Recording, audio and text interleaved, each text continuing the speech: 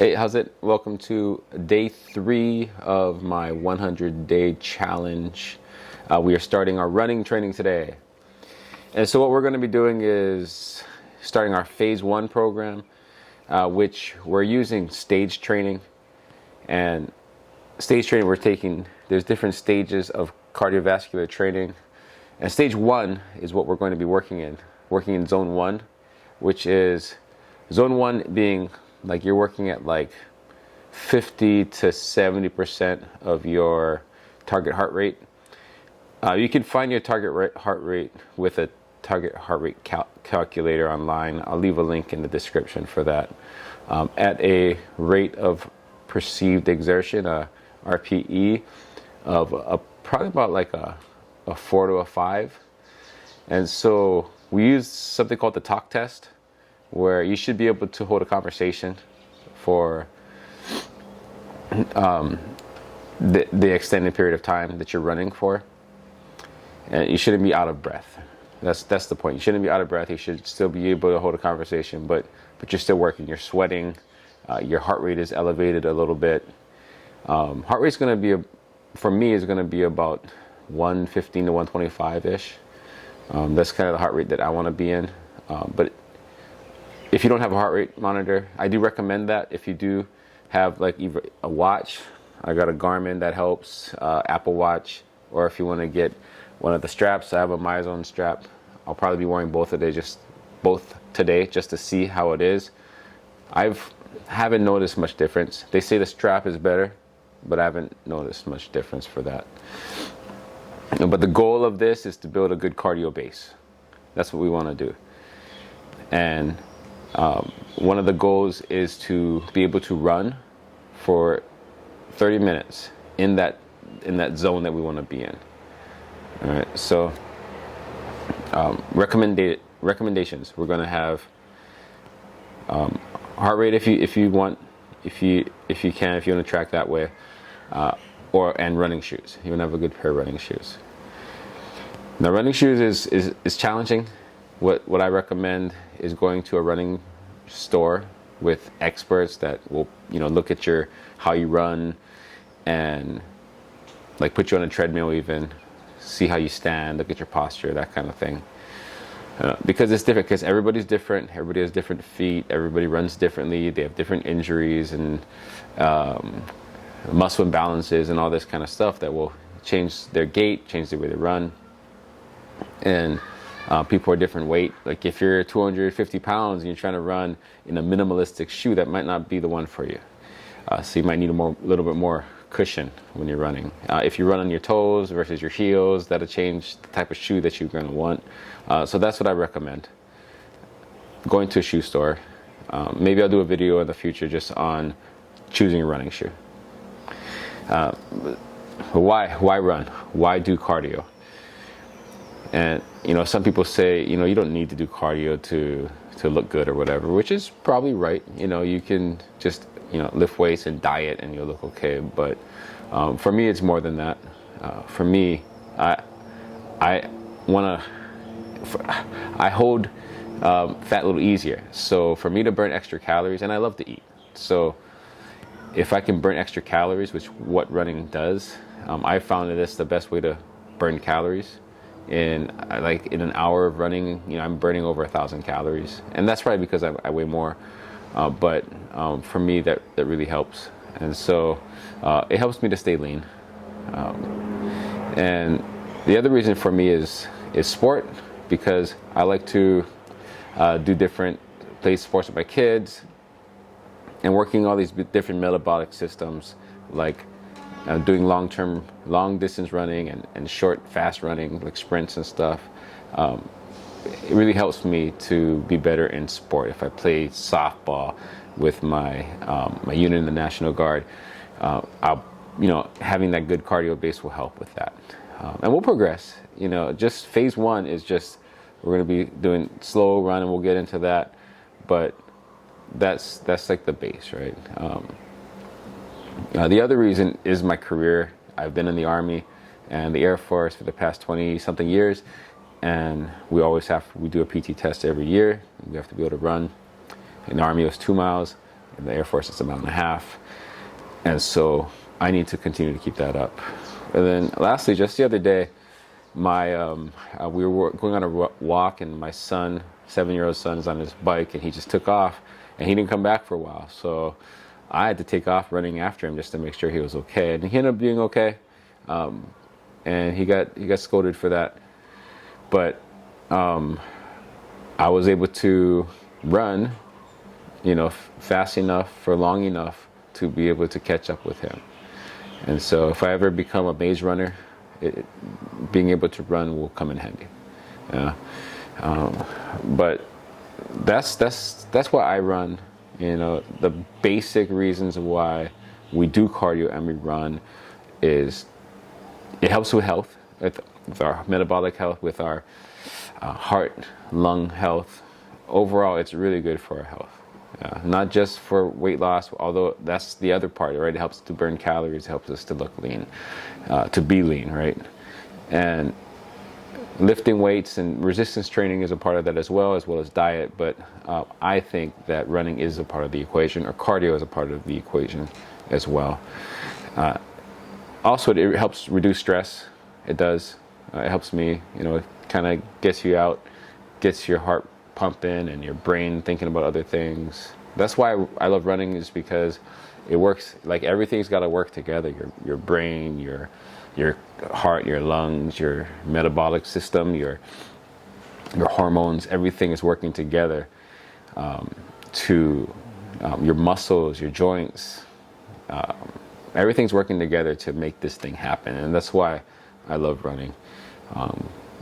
And when you have healthy heart and lungs, it helps you to think better, and so that's why I think cardio is very important. So that's it. So our program in phase 1 is what we're going to do.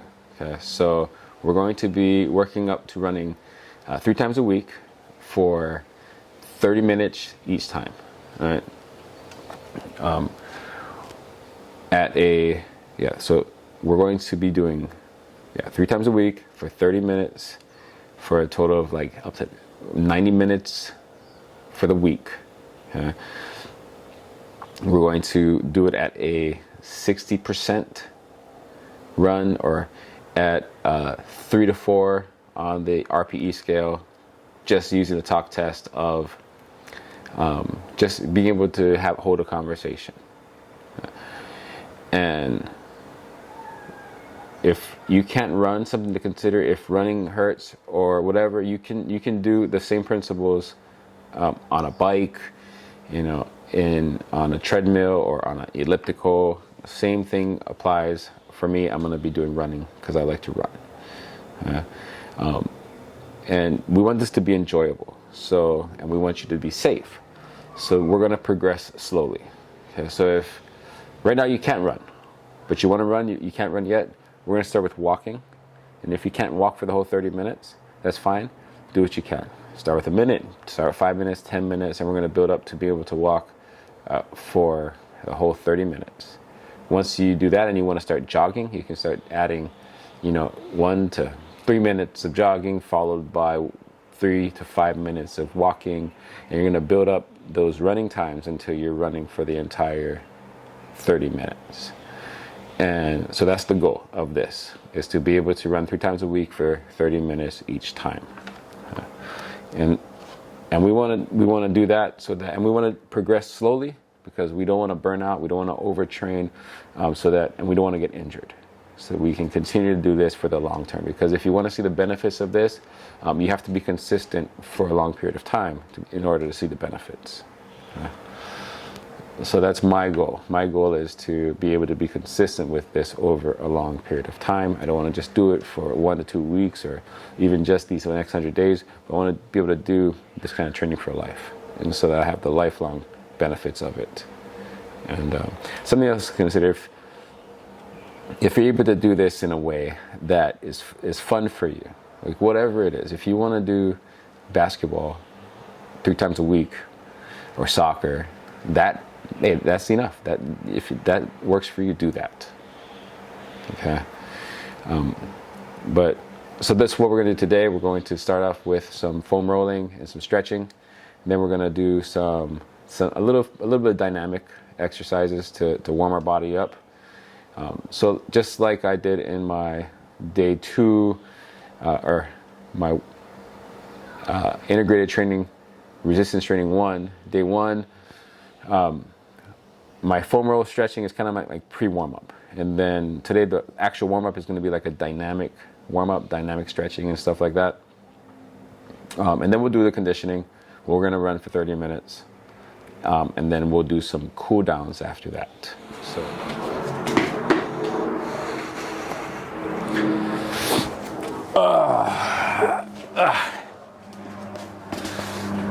All right. Foam rolling and stretching is for trouble spots, for muscle imbalances, for tightness. And we do this more in phase 1 of our training so that we can prevent injury is pretty much it. And so we can fix some stuff, right? So form is a big part of running. And you can't get proper form if you're too tight, right? And I just worked out yesterday and pretty hard on my day 1 of my training, doing all my tests, my unnecessary tests that I did.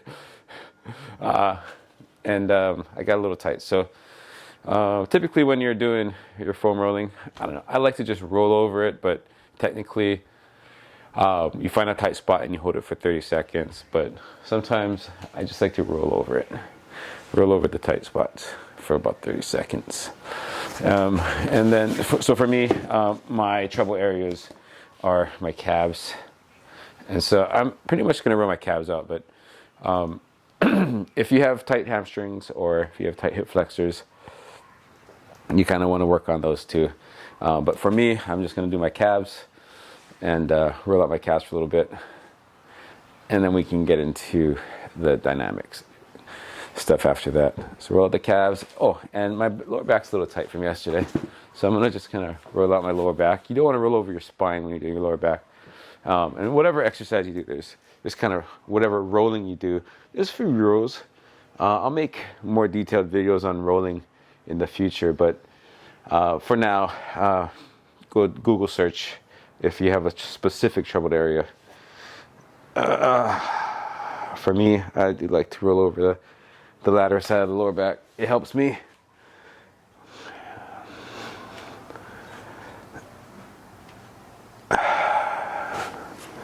All right. So put this away. All right, so self-myofascial release, SMR, and some static stretching. Holding the stretch for 30 seconds or more. And again, I'm just doing my calves right now because that's my trouble area when I'm running, which is why I don't run on my toes.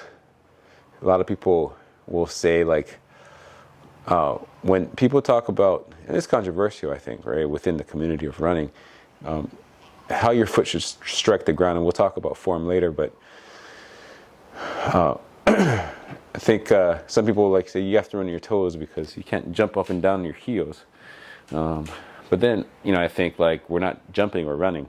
So everybody has different opinions on this. I mean, it makes sense when they explain it, but either way, I have tight calves, so I gotta stretch it out.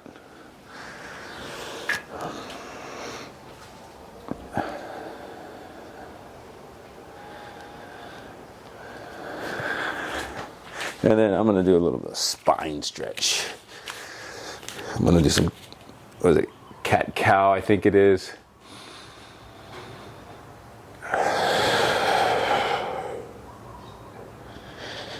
So my lower back is feeling it, so I'm going to work on my spine a little bit.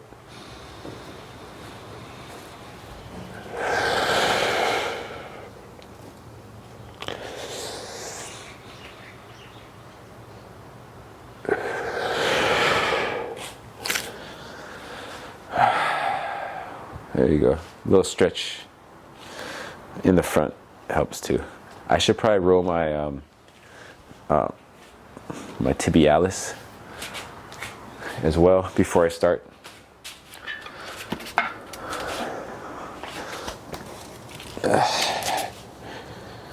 Yeah, these feel good. So the if you think about the front of your shin, your tibialis is what was it plantar flex, dorsiflex, and your calves plantar flexes, points to your feet down.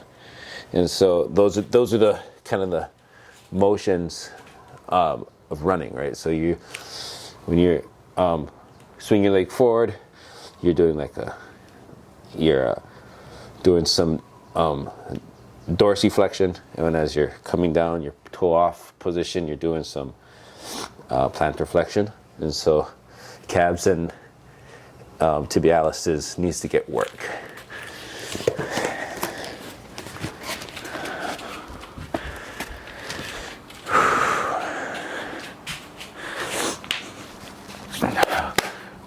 All right, let's go do some dynamic warm-ups.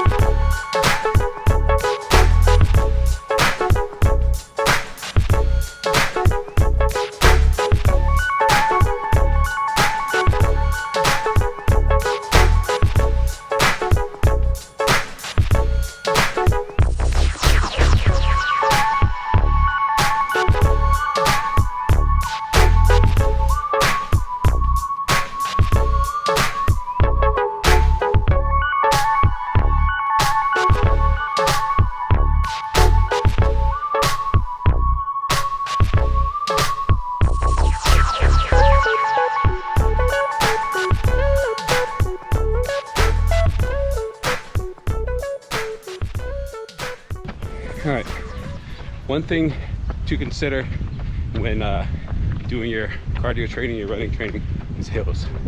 Especially if you're trying to stay in a certain zone, the hills will make a difference. So you might have to really, if you hit a big hill, you might have to just slow your pace, because I live in a place where there's a lot of hills, so it's hard for me to find flat ground and make it interesting. There's tracks and stuff, but it's not the funnest place to run around a track. I like to run tracks. We'll do some track work, but for like longer runs, it's good to have scenery. But that's just one thing to consider, is the hills.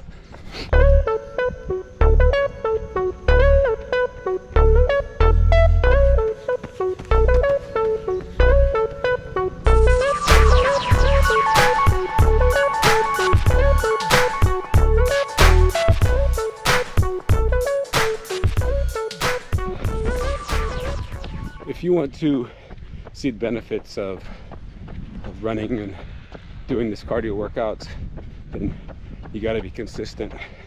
In order to be consistent, you got to not burn out, you can't overtrain, and you got to prevent injury. And so starting out slow, you gotta start slow and slowly progress over time. So don't overdo it.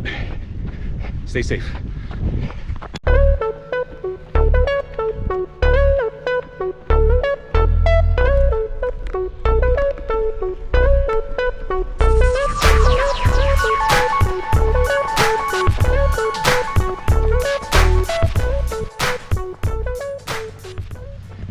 All right. So when you're running, you should be focusing on a few things, especially this phase one. The focus of phase one is to work on our form. Distance 1.0 miles. Average pace 15 minutes 38 seconds per mile. Split pace 15 minutes 38 seconds per mile. So yeah, phase one, we're not working on speed. I'm actually going really slow here, but I'm sweating and I'm breathing, and I can hold a conversation, at least a little bit. Again, hills make a difference.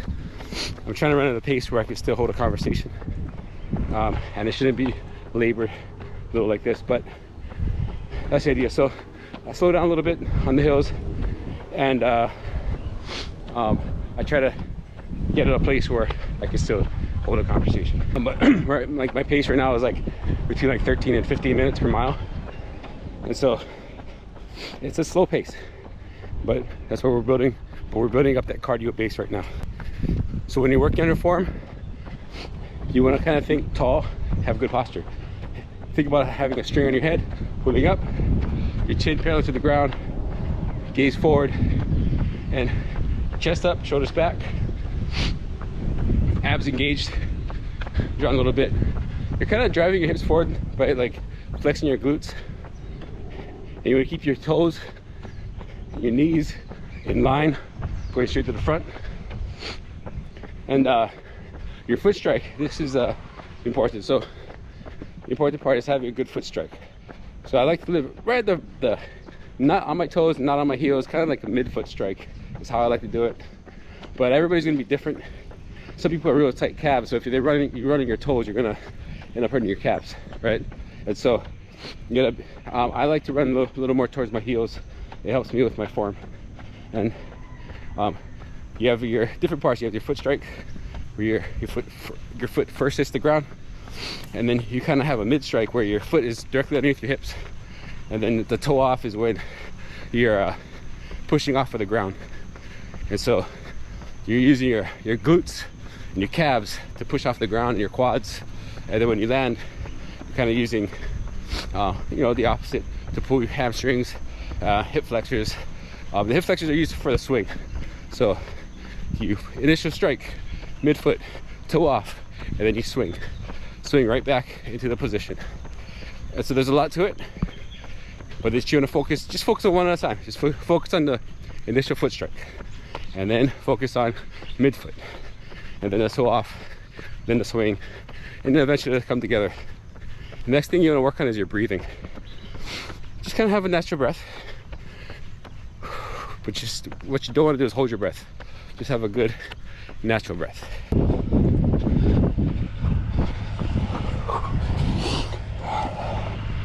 All right, 30 minutes of running is done.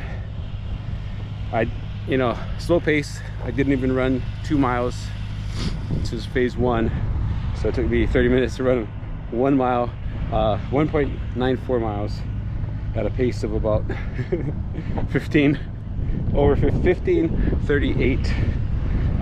Total calories according to this is about 250, give or take. My heart rate was up and down. I don't know if it's my watch, but it's probably higher than it should have been for this run. But like I said, hills will get you. So now, hey, I'm Maui. what was that? Maui. Maui? Maui strong. Oh yes. Have a great day. Thank you. You too. And then so now it's time for the cool down, which is I like to just walk it off for like 5-10 minutes, which is probably I'm about 5-10 minutes from my house right now. But and then do a little bit of stretching, static stretching, and then be done for the day. And that's it.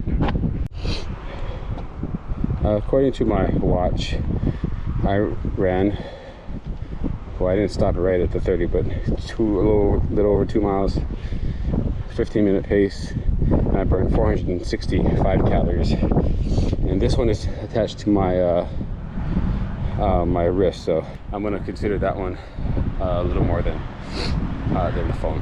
All right, it's time for the cool down portion of the workout. After we run, we want to kind of stretch all the muscles that we used in the run. So you start from the bottom up. You stretch your calves out. The purpose of the cool down is to bring your body back down to normal.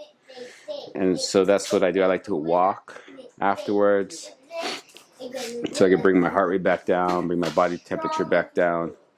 And then we stretch our muscles that we use so we can bring our muscle length back to normal. And so we use our calves, our quads, hamstrings a lot.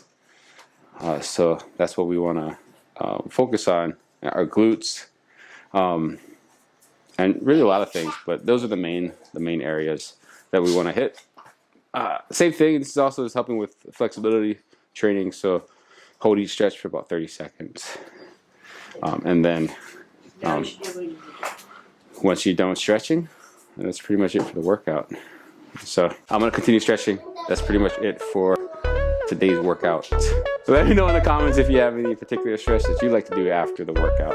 That was day 3, our first run day, cardio day.